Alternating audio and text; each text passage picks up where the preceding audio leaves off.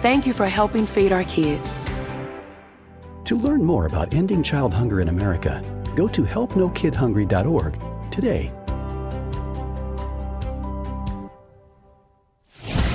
You're listening to 99.3 FM, presented by St. Barnabas, in addition to 1230 WBVP Beaver Falls. It's now time for One Man's Opinion on Sports with Bryan Pasquale. The phone lines are open at 724-843-1888 and 724-774-1888. You can also watch live on the WBVP-WNBA Facebook page. Here is your host, Bryan Pasquale. Welcome to the inaugural show of One Man's Opinion on Sports with me, Bryan Pasquale. I'm here at the St. Barnabas Studios. Joining me today is my producer, Ryan Garazunas. He's ready to take your calls at 724-774-1888 or 724-843-1888. Today's show is sponsored by EZ. That's the letter E, the letter Z, Home Exteriors.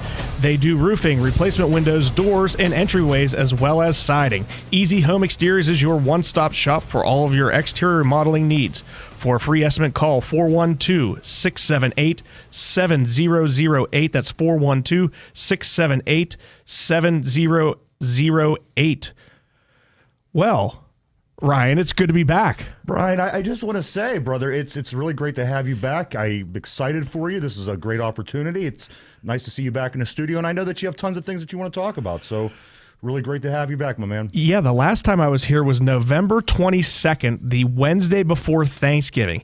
At that point in time, Ryan, the Steelers were 6-4, set to take on the Cincinnati Bengals, which they won. And then the onslaught of losses. We lose Kenny Pickett. Not sure if that was a good thing or a bad thing. It's turning out to be a good thing. Lost to the Cardinals, lost to the Pats, lost to the Colts, and then something magical happened. Mike Tomlin was forced to put in Mason Rudolph. I got to tell you, Bryan, the funny thing about it is people joked and they claimed that, they made this joke about Rudolph the Red-Nosed Reindeer. You're going to come and guide the sleigh. You're going to save the day. And that's exactly what happened. He reached in his bag of tricks, which we didn't know if he was going to do, and he brought Mason Rudolph. And Mason Rudolph, since the moment he stepped on the field, granted we haven't played great defenses, but he's done what Rudolph did. Well, we haven't played some other great defenses and still weren't even putting up 20 points. To score in the 30s back-to-back, what do we have, 64 points in 2 games? And, with the Baltimore Ravens announcing just about an hour ago that Lamar Jackson will not play this weekend versus the Steelers, I don't think it's going to take a ton of points with them having Tyler Huntley at the helm. So even if we can get into the 20s, I think we have a good shot of winning. You got to think, though, too, Bryan, the one game that we've lost in the past 7 games to the Baltimore Ravens has been to a Tyler Huntley ran offense. I remember. We do. For whatever reason, we are the only team that seems to have Lamar Jackson's number. And I don't know if I'm more concerned about Tyler Huntley being the quarterback or at this point, I don't know who I want to see. I just want the least effective players in possible. And one thing that I did notice, Bryan, is today I was waiting to see who was going to be playing and who wasn't. And one thing that I heard Jim Harbaugh say was, we're taking this, we're focusing on the Steelers, but we're also focusing on our playoff run. And I think that's also a good thing that's going to play to our favor. So maybe a little backup quarterback, maybe a little bit not 100% focused on the Steelers will help us out. Well, to me, if you're focused on 2 things, and I'm a guy, I can't focus on 2 things at the same time. So if they're focused on 2 things, I don't think they're going to be completely focused on either. And I don't think the Ravens will do anything defensively outside of like what you would run in maybe preseason, where you just run kind of like a base defense. So hopefully Mason and the running game can take advantage of those. They don't want to show off any particular blitzes or any particular coverages. I think they want to be as plain Jane as possible. Absolutely, Bryan. And you know what? I think that's what every single person on the western side of Commonwealth of Pennsylvania is hoping as well. We don't want to see the best at all. We want to see a shell of what this team is. We want to see, what it is that they're going to put forth while the Baltimore Ravens are getting ready for that playoff game. I know I don't want to see it. And if we sneak into the playoffs and don't get the best Ravens team when we get in there, I'm just fine with that. It's not a pride issue. I don't feel that we have to beat the best to be the best. At this point, let's just get us into the playoffs, and whatever that takes is I'm happy with. Yeah, I'm a competitor, and whether it's competitive softball, back in the day basketball, even in darts and whatnot, I always want to play the best and beat the best when they're at their best. But this one, I don't know. I don't want the Ravens at their best. See, I'm kind of a chicken. I don't want it that way. I have no interest at all in beating the best at their best ever. That is never my case. If there's a way to win, and it seems to be the likely scenario with the Steelers, we're going to have to claw, we're going to have to scratch, we're going to have to fight hard if we do want this to happen, plus wait for other things to happen. I don't know if the league did it to us on purpose, but for a third straight week, we have a 4:30 start. And we'll know by the end of our game if this thing is even going to play through the weekend, because we do have other scenarios that we need to see if they play out. So we'll know right off the top, Brian, if we're going to be in or if it's over. Well, let's discuss those scenarios, because I have 5 games written down here. The Steelers at 9-7 are at Baltimore, and they start the NFL weekend off at, like you said, 4:30 on Saturday. So if the Steelers win, that gives them, I want to say they go from like a 25% chance to like a 75% chance of making the playoffs. Statistics are statistics. You could do whatever you want. You could be all in and have a 3% chance of winning a pot in Texas Hold'em and lose. But the next game we would be looking at would be Saturday night, the Texans at Indianapolis. We don't want a tie there. That's the only thing we don't want that I know of. Then on Sunday at 4:25, Denver's at the Raiders. So in the event that the Steelers lose, they could still get in the playoffs as long as the Texans and Indy don't tie. Jacksonville loses, and for some unknown reason, I don't know why this matters, but Denver win. Also at 1 o'clock on Sunday, Jacksonville is at Tennessee. We really want the Titans to come through for us. And Trevor Lawrence started throwing today. I don't know what that means. Is he just getting his arm a little loose, or is he on track to start on Sunday at 1? And if he does, will he be rusty? Think about Trevor Lawrence. The guy, he's a game changer. No matter, anytime when he's in, there's always going to be an issue for your defense. But Tennessee, Mike Vrabel, I read a little bit earlier today that he has a great interest in ruining things for the teams in his division, and Jacksonville being one. So I'm going to hold a little bit of faith in what Tennessee can do. I ultimately think the game that's hopefully going to help us out will be Buffalo-Miami. Miami just came off a huge loss to Baltimore. They let up 56 points last week to the Ravens.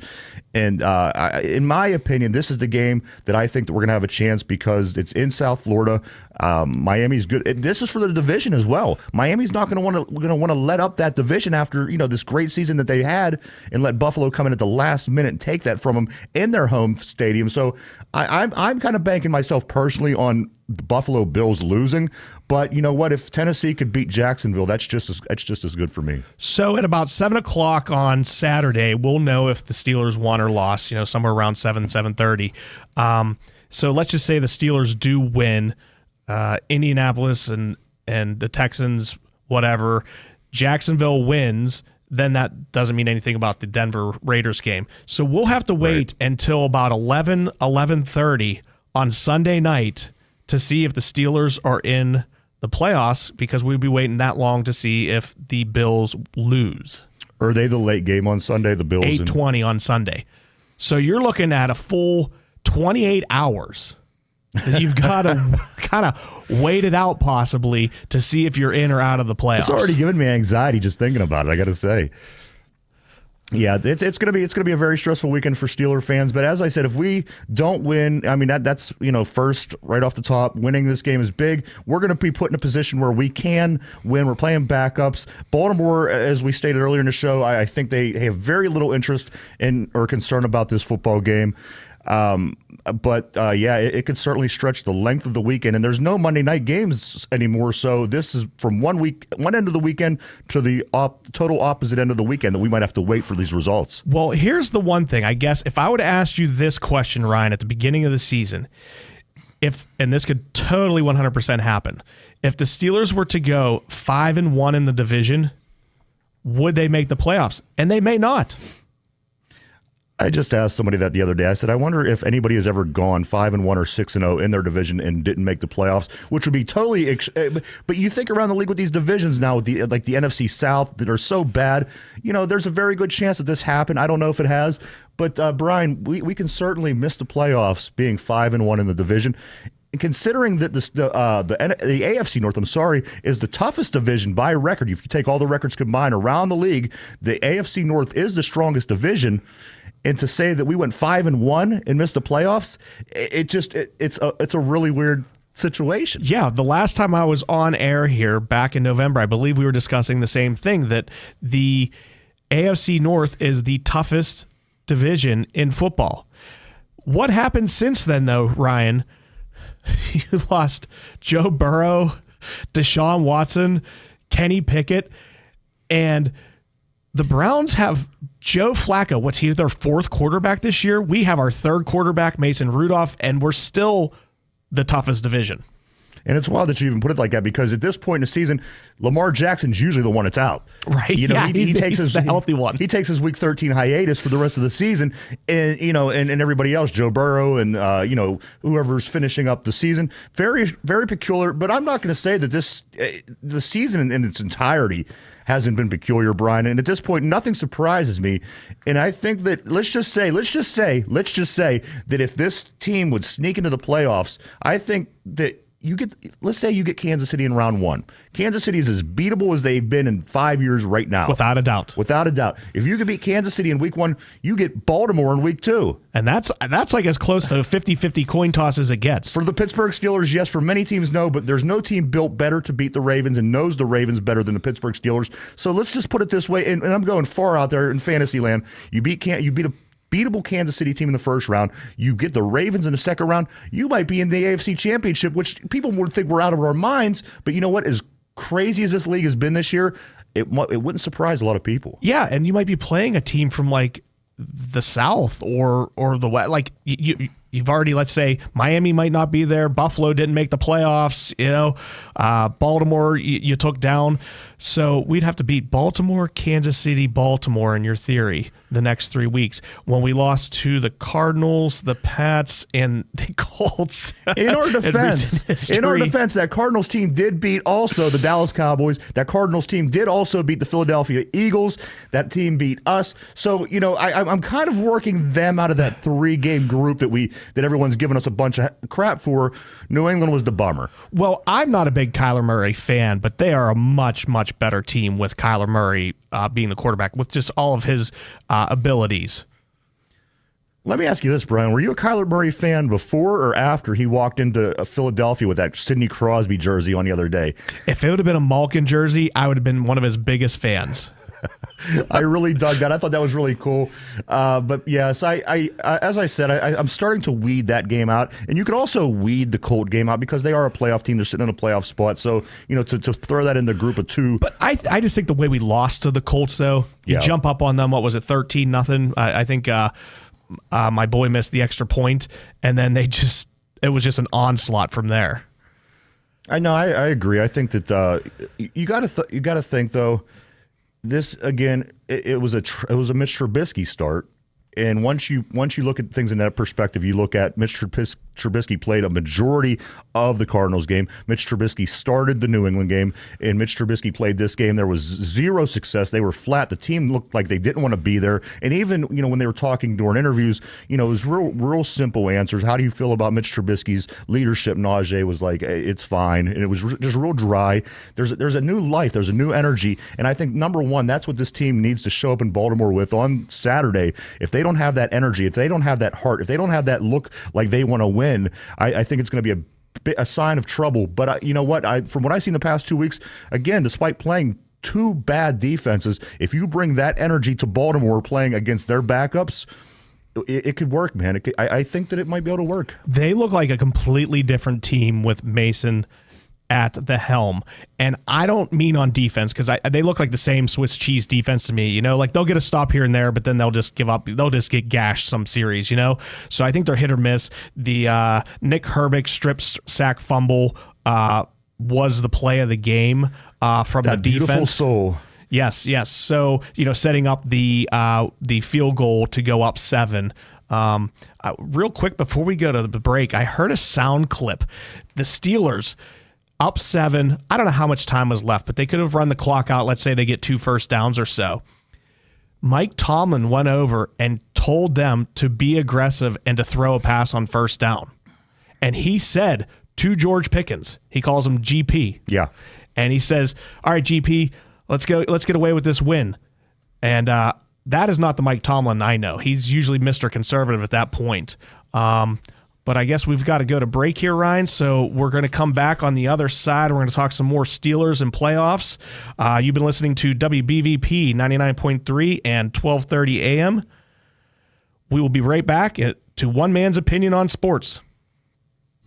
Holiday blues can take a whole different meaning once January rolls around. This is Cindy Haladio from Friendly Federal Credit Union. Trust me, I heard lots of people singing the blues once those high-rate credit card bills from holiday shopping start arriving in the mail. You know, some of them actually sing pretty good, by the way. Anyhow, you can sing a more upbeat tune instead of the blues yourself when you refinance those holiday charges at Friendly Federal Credit Union. We have extended our special $3,000, 30-month, 3.99% loan offer until the end of this month. Stop singing and start signing. A loan application, that is. Actual rate and term may vary according to credit worthiness based on credit approval. Start the new year off right. Get rid of what's dragging you down by refinancing today at Friendly Federal Credit Union. Member NCUA, Equal Housing Lender. Beaver County Radio is once again home for high school basketball this season. From the opening tip-off to the final buzzer of the state championship, we'll have all the action right here on Beaver County Radio. High school basketball coverage is being brought to you in part by Fisher's New Brighton Foodland, Friendly Federal Credit Union, The Grumpy Beaver, Patriot Home Care, Tri-County McDonald's Restaurants, Falcone's Moon Township Ford, AK Nahas Appliance and Furniture Center, the St. Barnabas Health System, the Community College of Beaver County, the Beaver County Career and Technology Center, Zuki Sports Tavern, Drug Free Aliquippa, Fried Transportation, and Beaver County Radio. Now back to One Man's Opinion with Bryan Pasquale. Welcome back to One Man's Opinion on Sports with me, Bryan Pasquale. I'm here at the St. Barnabas Studios. Joining me today is my producer, Ryan. He is ready to take your calls at 724-774-1888 or 724-843-1888. Today's show is sponsored by EZ. That's the letter E, the letter Z, Home Exteriors. They do roofing, replacement windows, doors, entryways, as well as siding. Easy Home Exteriors is your one-stop for all of your exterior remodeling needs. For a free estimate, call 412-678-7008. All right, Ryan. Let me jump in real quick. Yeah, Brian. go for it. I do want to say this is really awesome, and I'm super excited for you. Again, everybody, tell your friends, tell everybody to check this show out. Bryan Pasquale will be doing his One Man's Opinion on sports every Wednesday right here, 5 o'clock. Tune in. Give us a call, 724-843-1888 or 774-1888. We could answer anything. We could talk about any sports that you want. But give this guy a chance because, like I said, he really carried the weight when when the Hey Peanut show was around, and everybody's really excited about this new show kicking off. So, again, tell your friends, tell your parents, and check them out, everybody. Well, thanks for the edification, Ryan. You know, I was lucky enough last night to be on Sports Corner with Ralph Williams and Jim Frazier. Yes. I appreciate them having me on last night. You could check them out every Tuesday from 4 to 6 on 99.3 FM, Beaver County Radio. And joining us on the phone, we do have Ralph. Ralph, are you there?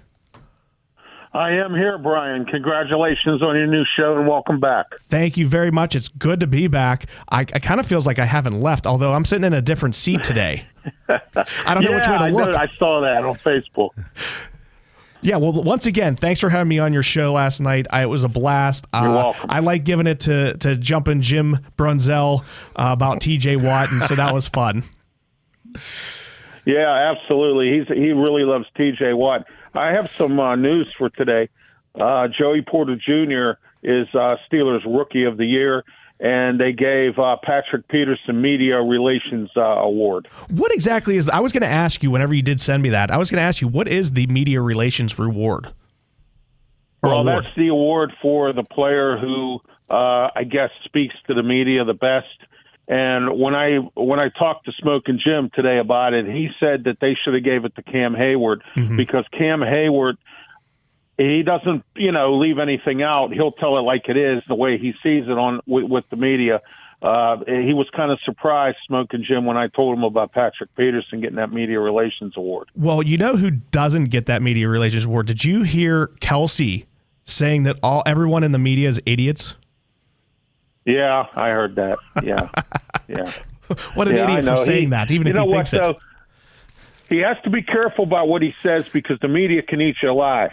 Right. You got to watch what you say when you're a player, and especially Travis Kelce, because he's thinking up the joint right now because he's too busy worrying about Taylor Swift.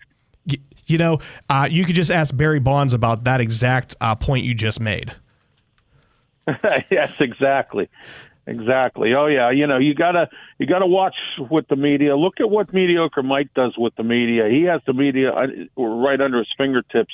He disrespects them all the time. He doesn't answer their questions very thorough, and I mean, he treats them like trash, and I think that's wrong. And I know the media can be tough, especially in Pittsburgh here. But you know what? If this was New York, if he was coaching in New York or L.A. or any of those places, oh my gosh, the media would tear him up. Oh, yeah. He couldn't do anything about it. It's magnified times 20 for sure there.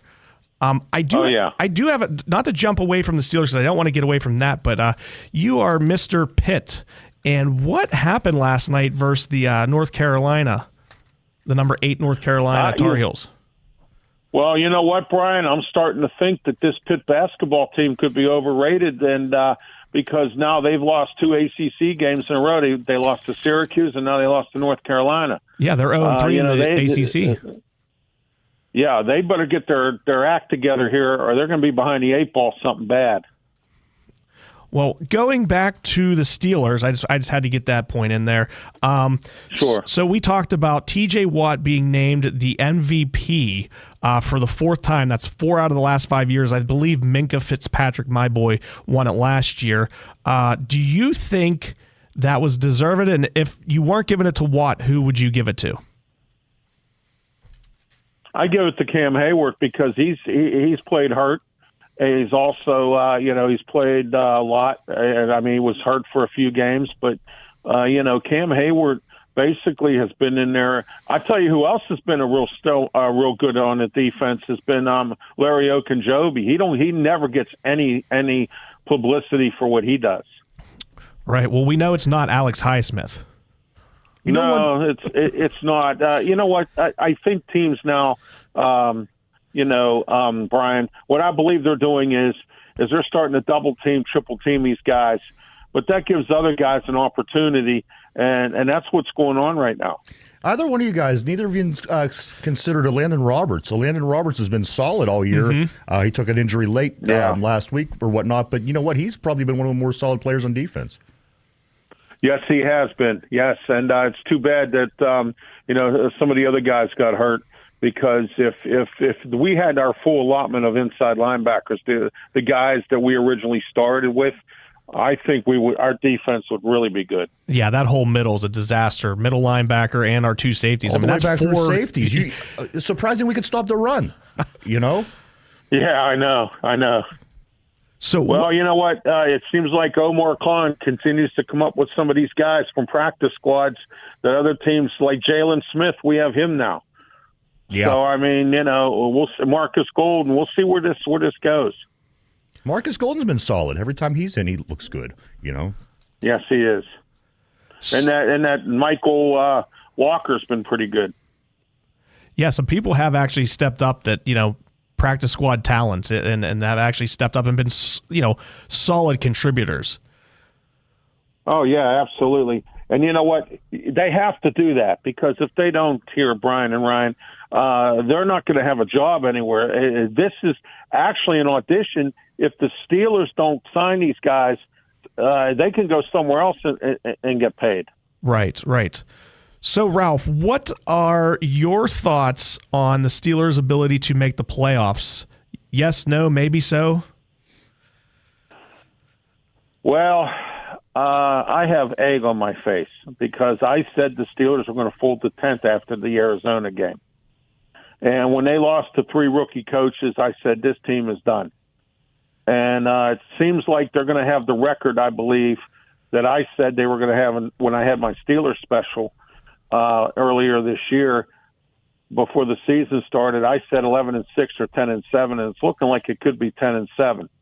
I don't think they stand a real good chance of getting in. They always have to rely, guys, on too many other teams trying to help them out here. They don't control. They haven't controlled their own destiny in the playoffs in so long.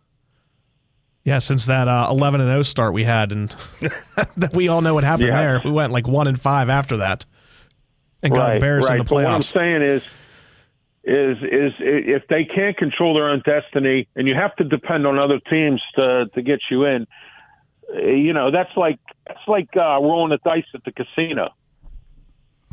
What is it, craps?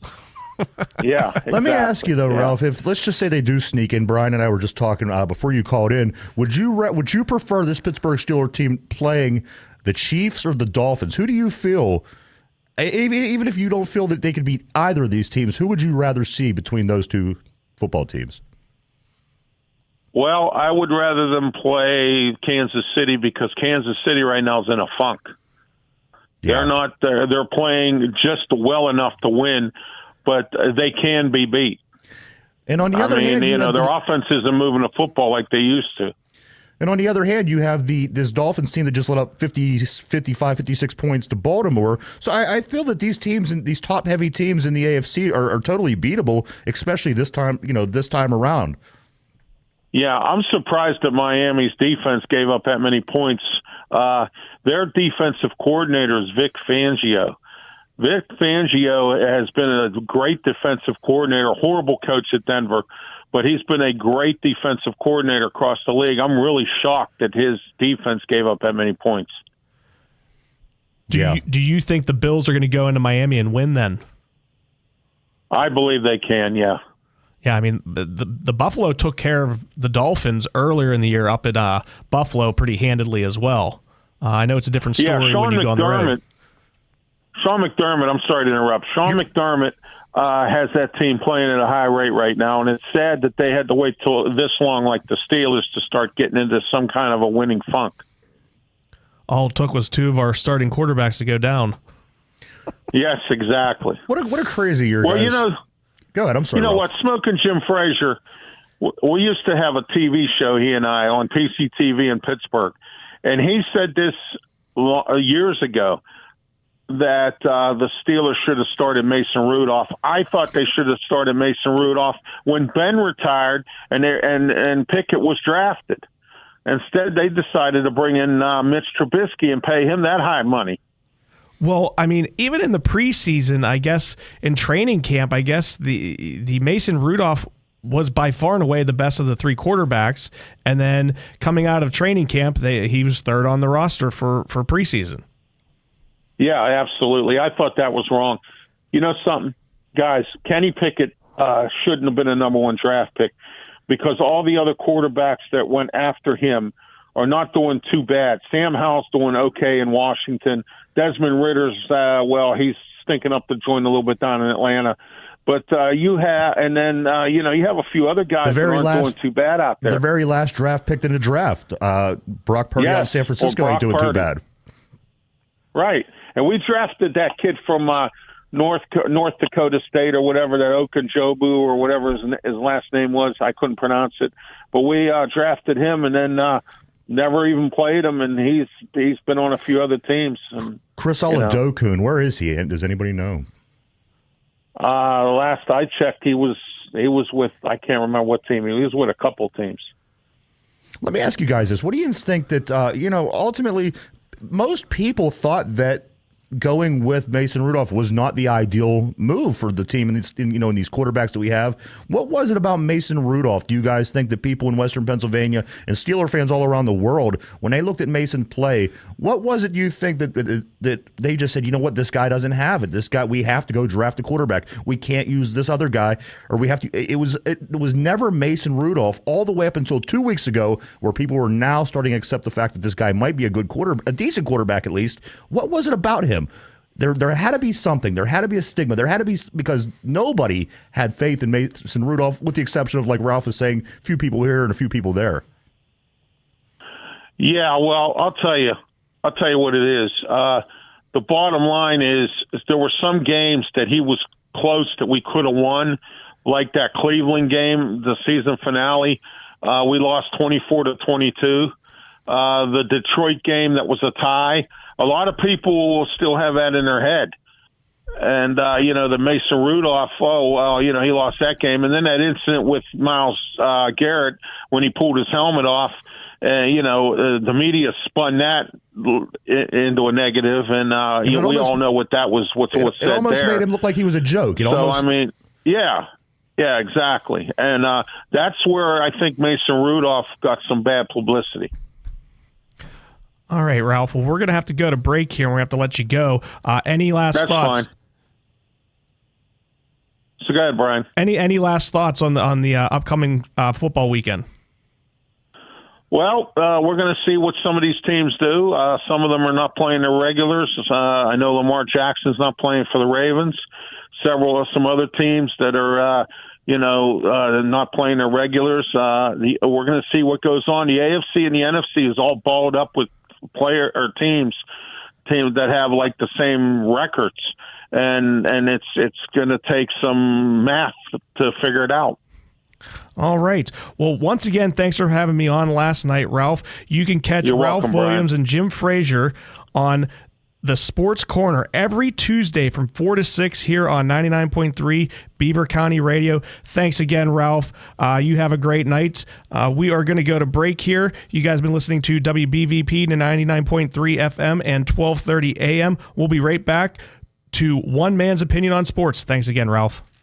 Hey, it's time to wake up, Beaver Valley. Hi, this is Pastor David Grove from the Church of the Redeemed of Beaver Valley. After over 2 years on the air, it seems that some of you still cannot get up in time. So I've got good news. Wake Up Beaver Valley is moving to a new time, now airing from 9 to 10, this and every Saturday morning. It's time to wake up and turn our hearts back to the cross of Jesus Christ. So I invite you to wake up early this Saturday. To find out more, it's Wake Up Beaver Valley, Saturdays from 9 until 10 a.m. on Beaver County Radio. God bless you. Tune in every Saturday morning at 8:30 a.m. for another insightful edition of Living Well, a special segment on Beaver County Radio designed to help you enjoy the best, most fulfilling, and healthiest life possible. Hosted by Dr. Joseph Maroon and Jeff Boast, and presented by St. Barnabas. Living Well, Saturday mornings at 8:30. Right here on Beaver County Radio, WBVP Beaver Falls, WMVA Ambridge, along with 99.3 FM and 95.7 FM. Beaver County Radio, your hometown radio station. You're listening live from the Fry Transportation Studios. Beaver County Radio and Fry Transportation, proud to call Beaver County home. Now back to One Man's Opinion with Bryan Pasquale. Welcome back to One Man's Opinion on Sports with me, Bryan Pasquale. I'm here at the St. Barnabas Studios. Joining me today is my producer, Ryan Garazunas. He is ready to take your calls at 724-774-1888 or 724-843-1888. Today's show is sponsored by EZ. That's the letter E, letter Z, Home Exteriors. They do roofing, replacement windows, doors, and entryways, as well as siding. EZ Home Exteriors is your one-stop shop for all of your exterior remodeling needs. For a free estimate, call 412-678-7008. That's 412-678-7008. All right, Ryan. I've got a question for you. Yes, I'll do my best. So I saw a stat today that now Joey Porter Jr. was named Rookie of the Year. Yeah. But Broderick Jones has also made a huge difference. In the games where Broderick Jones, for whatever God knows what reason, Mike Tomlin did not start him, the Steelers had the 27th best rushing attack in the NFL. Since Broderick Jones has been playing right tackle, which he was drafted to be a left tackle, so I'm looking forward to him playing actual left tackle next year, and hopefully them either bringing in or drafting a right tackle for next year. They are the 6th best rushing team. They've gone from 70-some yards a game to over 140 yards a game rushing with Broderick Jones. Now, my question is, could he have been the Rookie of the Year, Ryan? Absolutely. I think it could have really went either way with both of these guys. One thing about Broderick Jones, this is what we brought him in for. We went with our number 1 pick. We went out and got that tackle that we needed, we wanted. There was guys that we could have also went with. There was guys that we didn't go with. But I think that Broderick Jones ultimately was the guy that we needed to start building the offense of the future for the Steelers. I think ultimately you're going to have to go get yourself a center, an anchor, somebody who was like a Pouncey, somebody who was a Dermontti Dawson, somebody who was a Mike Webster. That might be next on the list for offensive linemen. Isaac Seumalo is doing fantastic things in there. But what Broderick Jones has been able to come in and do as a rookie, and as you stated, the numbers are amazing. I think he could certainly have been the team's MVP or the team's Rookie of the Year, of course, but he's an integral part, Brian, of building this team's offensive line for the future. And whether you like that pick or you didn't like that pick, get used to him because he's going to be at the ends of the offensive line for many years to come in this city. So the Chase Claypool pick becomes the Rookie of the Year. I mean, if we had Chase Claypool this season, I don't think we would be in the position we would be in now that we have Joey Porter Jr. I think Chase Claypool was a disaster. He doesn't have the heart. And it's wild because the first 7 games, if you remember when he played as a rookie, he was amazing. People were so excited about Claypool. He was doing great things. He had 7 touchdowns in 7 games, something like this. And people were very excited. He fell off. What can make you go from one end of the spectrum to the other end of the spectrum the way that Chase Claypool did is really beyond me. But the guy played with no heart after those 7 games. He went to Chicago, had no heart. He's in Miami. And to be honest with you, I haven't heard his name more than maybe twice this whole entire season. Speaking of playing with heart, do you know who's been playing with heart since Mason Rudolph has been in the behind center is George Pickens. And I know the play was overturned, but the fumble by Deontay in the sideline, which ended up touching his arm, so he was out of bounds, so it became out of bounds. Did you see him make that tackle? I did, yes.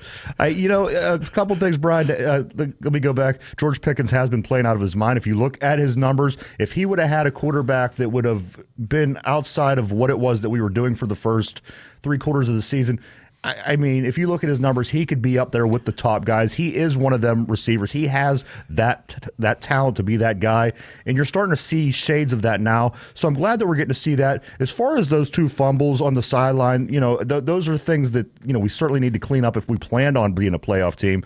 But you don't want to see that, especially from George Pickens moving up in the league. Deontay Johnson, I've kind of grown to accept the fact that we see little things like this here and there with him. Right. So first off, before I ask you my question, could you tell me a little bit about your podcast? Because it's about your podcast today. I have a question. Absolutely. My podcast is called the Two Dumb Yinzers show, the Two Dumb Yinzers podcast. We're on every day from 11 a.m. to 12 p.m. on YouTube, and we upload the show that we do live every day over on Spotify. It's a sports show. We talk primarily about Pittsburgh sports. If you go back into Spotify or YouTube and follow the history back for 500 episodes, you'll find that we did many things along the way. It was a pretty awesome journey all the way up to this point and continued. How many shows have you had? We're only about 25, 26 shows away from the big 500. Right. The countdown to 500, the thing that the Pirates can't get to. Exactly. My question was, on your show, you ask grades. Yes. Of certain players, right? Yes. And in my head, all I kept thinking was, with Freiermuth and Pickens and Johnson and the 2 running backs we have, if we got like a C grade from our quarterbacks this year, we'd probably have 3 or 4 more wins. But it's been like an absolute F. And I believe the guys on your show gave Mason Rudolph like maybe an A or A minus for this past game. Correct. And I only give Mason like a B, which I think a B is great. Yeah. It's just when it's been like F minus, a B looks like Joe Montana up there. Right. Now, there is one play, and I talked about it with you, I think, the other day. Okay. So in 3 cities at least in China, they have what they call a professional train pusher. Okay. In Japan, it's called a train stuffer. The cities are so busy and the trains, the public transportation there is so packed that people are hired at each entrance and exit to push more people on to pack it even more so that the doors can close.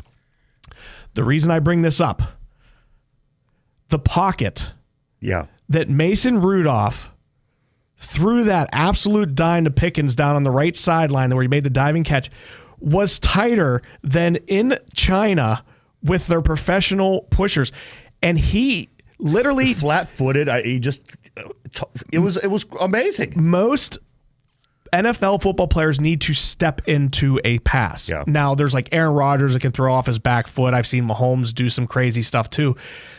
Literally, I used to watch in high school, there was 2 quarterbacks when I was a junior, and they did this drill where they threw back and forth to each other in the gym, I think, whenever it was like snowing out or whatever the weather was, or raining. It must have been raining if it was football season. So they would just be on their knees, and they were just using their arm strength. Right. And it was basically like he threw this dime standing on his knees. It was impressive. And he just flicked his wrist and put so much on the ball.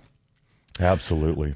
My question to you, though, is, and I'm a nitpicker here because, I pick on TJ Watt, I pick on Tomlin, I pick on certain people, and Pickens made that great catch. And the defender was probably about 3 yards beyond him. Pickens stands up, starts celebrating that he made the catch. Meanwhile, the play's still live. He could have just juked the guy and scored the touchdown right there, and instead he takes one step to the right and steps out of bounds. I really I do want to comment on that, Brian, because a lot of teams, especially with these 2 wide receivers, for whatever reason, they and more Deontay Johnson than Pickens, of course. A lot of times he gets the ball. He could be in the middle of the field. What's he do? He darts to the sideline, turn upfield, get an extra 5, 10. Who knows? Runs backwards. He runs backwards. He really does. And if he would run forward, he would run north and south, or just north maybe. He can make things happen. He's a strong guy. He's an athletic guy. They're fast guys. Why they take the ball and they run out of bounds is beyond me. And as a matter of fact, I wanted to bring that up because that was something that happened this week. He caught Deontay Johnson caught the ball around the hash marks, and he took off for the side. There's so many different things he could have done. That totally upsets me. But George Pickens, I think he does a better job getting upfield on this particular play. Had shades of Plexico Burress, but for the Next most he's going to part, shoot himself in the foot in the club. But for the most part, I would like to see both of these guys turn up the field and try to make a play. What the heck night was it? It was a couple nights ago. I was just on YouTube, and they had highlights from Ben Roethlisberger's first start. Okay? It was right after Hurricane Gene destroyed Miami and South Florida. Yeah. Okay? So they went down there right after a hurricane. I guess the Marlins field was still there, so there was some infield for baseball. I can remember that game, yeah. The first half was so sloppy. Ben on the first drive throws like a terrible pick. Do you remember when Alan Faneca, after the Baltimore game, was ticked off that he had to play his final maybe couple seasons with a stupid rookie quarterback named Ben Roethlisberger? Yeah. How unfortunate. But the one thing I noticed in that game, and this is why jumping Jim Brunzell, I have to disagree with about his assessment on TJ Watt. That defense could flat out fly. It is night and day compared to, even Minka and Watt and Hayward. But the one thing, and this is where I'm getting to with this, Hines Ward caught the ball. He wasn't stepping out of bounds. No. Come on. And even, Brian, even comparable to players today, can you imagine if Tyreek Hill ran out of bounds every time he caught the ball. No, there's a reason why these guys are the top and who they are and where they're at. These guys need to turn upfield and try to make plays. That's no two ways about it. And for the coaches, wide receiver coaches, head coaches, not to step in and address this throughout the season at any point, I think is crazy. Well, I think a lot of it has to do with they don't want to get hurt. Obviously, George Pickens didn't block. Because he didn't want to get hurt. Because he didn't want to get rolled up on and get hurt. Right. So they think just stepping out of bounds means, okay, I got 4 less yards, but I'm not hurt. And, that whole team mentality, I think, is kind of out the window.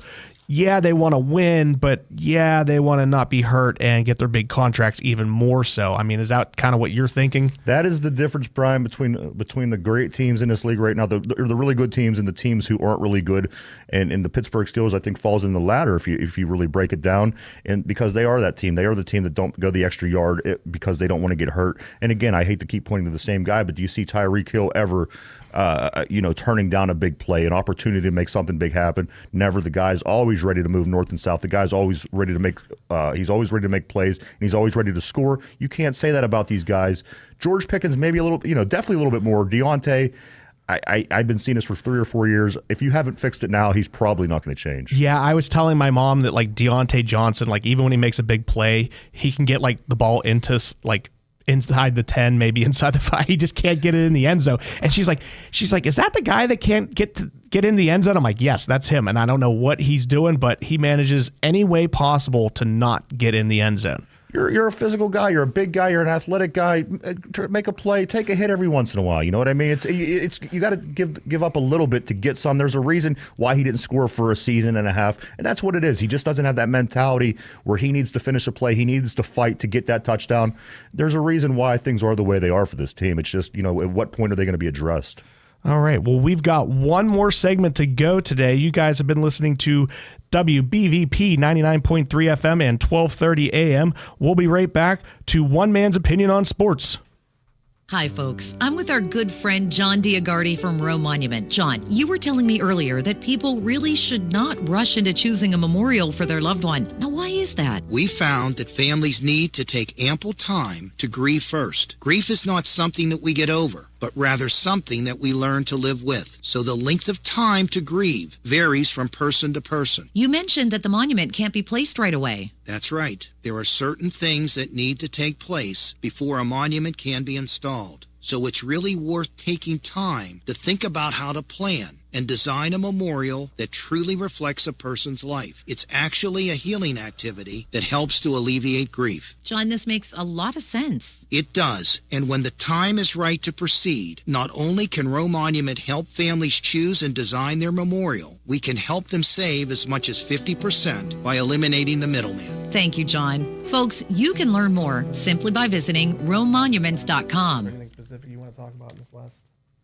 Honey, I found the perfect place for my parents and us. Where? St. Barnabas. For us, the Woodlands Carriage Home Community. And for my parents, condominium-style living at the Village. My folks will love the Village. There's an indoor mall with shops, restaurants, and more. And we can relax, knowing they're safe and secure. That's what I plan to do when we move to St. Barnabas. Relax. Call 724-444-5568 or visit stbarnabascommunities.com. Now back to One Man's Opinion with Bryan Pasquale. Welcome back to One Man's Opinion on Sports with me, Bryan Pasquale. I'm here today at the St. Barnabas Studios. Joining me is my producer, Ryan Garazunas. He's ready to take your calls at 724-774-1888 or 724-843-1888. Today's show is sponsored by EZ. That's the letter E, the letter Z, Home Exteriors. They do roofing, replacement windows, doors, and entryways, as well as siding. Easy Home Exteriors is your one-stop shop for all of your exterior remodeling needs. For a free estimate, call 412-678-7008. That's 412-678-7008. Ryan, last segment we were talking about people playing for themselves versus the team. I do want to point out that Najee Harris could have added another touchdown to his 2-touchdown total last game and decided to do the smart move and run the clock out so that the Steelers could take a knee instead of going up by 2 scores. Now, that's where I'm different in that aspect. I run that ball in the end zone. You're up by 2 scores. Come on. You got 30 seconds left. The other team's not going to score. Nothing. That's a judgment call on the player. He could have did it either way. I would have ran into the end zone. But you know what? Maybe that's just where they're at as a team right now. Guys, let's be smart. Let's just get the heck out of town and get ready for Baltimore. When I played fantasy football, which I have not played that in forever, and if you play fantasy football and you're kind of fed up playing it, when you don't play it, you are going to be loving life. I want to say I was playing somebody, and Brian Westbrook, the running back for the Eagles, did like a similar thing where they let him score and he just went down and to win the game instead. It stings for people that are playing fantasy football. It stings for people who are gambling. But at the end of the day, me as a football fan, I want to see, the way that I want to see it. I want to see the guy score a touchdown. You want to see the guy not score a touchdown. But, either way, if it was me, I would have ran in. If it was you wouldn't have made it that far. Yeah, if it was me, it would have been a lot different, believe me. Smeared by some defensive end. Believe me. All right, so we've got about 10 more minutes left. Do we want to run down who we think's going to make the AFC playoffs? Sure. Okay, so I guess we've got to go with first, the Ravens are in at the 1, right? Yes. Who do you think's going to end up the 2? Do you think it will be Miami? Does Kansas City still have the chance to be the 2? And so does Buffalo, correct? I'm not real sure. I don't have it in front of me. Let me put it to you this way, Brian. I don't think that the number 1, number 2, number 3, whatever it is. The one team that I think that you have to be worried about in the playoffs in the AFC is the number 5 seed, is the Cleveland Browns. I think they're the dark horse. They're not being talked about enough. People are going to talk about Kansas City. People are going to talk about Miami. People are going to talk about Buffalo. It is what it is. This Browns team is the team you don't want to see in the playoffs. A lot of people think past the fact that they have the number 1 defense in the league. That means something. People look past the fact that that Joe Flacco situation makes this team 100% better than they were on offense prior to him coming in. The team that I wouldn't want to play is the 5th seeded team in the AFC. Ravens going to win. Obviously Ravens got the 1st seed. Between 1 and 5, I'm not real sure, Brian, but I do. As I said, these 2 AFC North teams are the teams that scare me in the playoffs.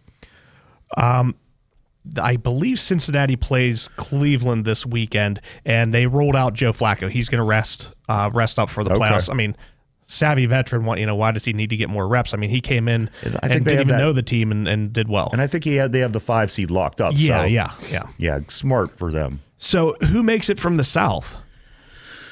The South is very interesting. It all depends on what goes down this weekend. I mean, you have the Houston Texans playing. You have Indianapolis playing the Jaguars, if I'm not mistaken. No, the Indianapolis plays Jaguars play Tennessee. The Texans play at Indianapolis. So you have all interdivision games in that division. Right. So you know what? Your guess is as good as mine. I don't feel that that's a really good division. Yeah, I think whoever makes it is irrelevant. I do too. If they win a game, maybe, but they're not going on a run. And especially if it's a team like the Colts, it's a one and done. You're not going to get much more than out of a team like the Colts. Even Houston, Jacksonville, I think has potential to go a little bit further because I just think they have a little bit more. But those other 2 teams, if they would sneak in, it's a one and done. So you're thinking Baltimore is a team to beat. You think the Browns are a team to beat. If the Bills get in, I assume they're a team to beat. The Dolphins and Kansas City. That's our top heavy teams in the AFC. I mean, if you're going to look at the top 5 teams as we were talking about, those are your teams that are going to make some noise. And if you look at them closely, you look at what Kansas City done. They don't look like the team of the past 5 years at all. You look at Buffalo; they aren't even the team that they were last year. That's why this Cleveland Brown team scares me. They come in with a number 1 defense. People keep overlooking that number. Number 1 defense means a lot. And if you recall, the Baltimore Ravens won a Super Bowl off of a number 1 defense. The Tampa Bay Buccaneers won a Super Bowl off of number 1 defense. That was 99 and 2000, right? It was the Bucs and then the Ravens. 2000 was the Ravens, and then I think 02-03 was the Buccaneers. And I think that this Browns defense is that same kind of defense. All Flacco has to do is keep coming, bringing it like he is, coming with that experience, that veteran leadership. He's been there, done that. He's won the big game. This is the team, I'm telling you. If there's any team that's going to scare me from the AFC, it will be the Browns. And then also you think if Mason Rudolph keeps playing the way he is, that the Steelers could quite possibly be in the AFC Championship. The reason, not likely, but not possible. likely, but it's a possibility, and mostly because the way the season has gone, it's been a very strange season from top to bottom. From top to bottom, there's a lot of things that didn't make sense. Where in the past we would have been like, okay, well, this is a sure thing. This thing, But this season has been very bizarre, very strange, and I wouldn't count it out because here's this bad team all year. They didn't have a quarterback. They couldn't put one foot in front of the other. Now they're playing good football. If they could sneak out a win, if they could get a crazy play to happen during the course of a game, I do think that they can sneak and as you said, get to the AFC Championship game. But also, as you said, it's very unlikely. Yeah, I believe the Steelers' best game offensively, they scored 16 points pre-Mason Rudolph playing. I'm not saying that's their highest scoring, right, but that was their best offensive game. They had like 400 some yards of offense and only scored 16. Do you happen to have a prediction for the Steelers game? Steelers-Ravens game? Yes. It's going to be close, as always. I heard they might be calling for some snow in Baltimore. I saw that as well. I think it's going to be a close game. It never is not a close game. I think if we're playing backups and we bring it, it could be a very good game. I think that we win. It's going to be somewhere between 3 and 7 points, as always. I don't think that's going to change. But because I want my team to win, because I am a Steeler fan, I am going to say yes. I do predict the Steelers will beat the Ravens somewhere between 3 and 7 points. Okay, yeah, I'm thinking somewhere like Steelers 23, Ravens 21. Somewhere in that ballpark. Because you recall, even last year we played Huntley, it was the same kind of game. You take these two quarterbacks and you switch them out. You didn't have much of a different game last year than you had, between Huntley and between Lamar. Both games were 3-point difference. Both games went one way, but one went one way, one went the other. I think this is going to be a typical Ravens Steelers. You're not going to have your starters on the Ravens side, but I don't think that's going to mean much. It's still going to be physical. It's going to be intense. The fans are going to be crazy. The only thing that they're really lacking is Ray Lewis over there telling people to beat up Steeler fans in the bathroom. Other than that, it's going to be a typical Ravens-Steeler game, and it's the last game of the year. It's going to have mad meeting in this division. Yeah, like you said, I believe it's going to come down to like a field goal or something at the end of the game or a stop. And the reason I'm leaning towards the Steelers is just because Huntley likes to throw some interceptions. Right. He's kind of like a 50-50 guy. If he throws a touchdown pass, he's throwing an interception too. So maybe the Steelers get 2 picks off of him and maybe only give up 1 touchdown and somehow get the win. Speaking of getting wins, the Washington Capitals came into town last night, scored 3 goals, knocked Jari out, went up 4-0, and the Penguins ended up losing 4-3. They fought back in that game, but okay, I'm a casual hockey fan. I don't really care about any other team other than the Penguins. And my friends that are diehard hockey fans love ESPN and their coverage because they buy whatever packages you have to buy. Yeah. Me as a fan, as a casual fan, why do I have to have what was it, ESPN Plus or something to watch it last night with your HBO or whatever subscription, Disney Plus? Yes, it was ESPN Plus. You know what? Whenever it gets down to it, I do become a bigger Penguins fan. When it gets to the playoffs, when games get more important, here we are smack dab in the middle of the season. We just got through the Christmas holidays. I'm not following it like that, but I do know what you're saying. I do have friends I see on social media. Plenty of people had ESPN Plus to watch this hockey game. Unless it's playoffs, unless it's a more important situation, I'm like yourself, especially while football's still going on. See, that's what's weird, though. I guess the NFL, if your team plays on Thursday night, you have to watch it on Amazon. Yeah. Okay, but if it's in your city, they put it on the regular broadcasting for you. Why wouldn't the Pens game be on for Washington and Pittsburgh? It's all business. You know what I mean? At the end of the day, it's business. It's contracts. It's who's working this, who's who's paying for that. I will start as soon as the Steeler situation is figured out. I will be focused more. Maybe I'll be ordering my ESPN Plus. I don't know, but until then, I'm very, very focused on this football team, and I hope the Penguins do well and hang in there because whenever I do jump in, I would like to see a competitive team. All right. Well, we are just about out of here, but I do want to give some thanks for my inaugural show of One Man's Opinion on Sports. This was fun, Ryan. I had a good time. I want to thank my producer, Ryan Garazunas. I would also like to thank Ralph Williams for joining us today. You can catch him and Smokin' Jim Frazier on the Sports Corner every Tuesday here at 99.3 from 4 to 6. That's 4 to 6, the Sports Corner with Ralph Williams and Jim Frazier. Ryan, before we get going, any last words of our first show? I do want to say congratulations, Brian. I think you did a very awesome job. I'm really excited moving forward. I know that this is something that you and I talked a lot about moving. To get to this point, a lot of work has gone into the show, and a lot of work is going to continue to go into the show. So I do want to say congratulations to you, sir. I think that you're doing great things, and very, very excited to be a part of this. Thank you. Oh, well, to be honest with you, if you weren't producing, Ryan, I don't know if the show would have ever even happened, to be honest with you. So I do appreciate you being here. Of course, man. All right. Well, I guess we are going to be going to break here. You guys have been listening to WBVP 99.3 FM and 1230 AM. We will see you back here in 167 hours. Thanks for joining us here on One Man's Opinion with Sports with me, Bryan Pasquale. Have a great night. You've been listening to One Man's Opinion on Sports with Bryan Pasquale on Beaver County Radio. Don't forget, you can watch the show on WBVP-WMBA Facebook page anytime. Tune in next Wednesday from 5 to 6 p.m. for One Man's Opinion on Sports with Bryan Pasquale on Beaver County Radio.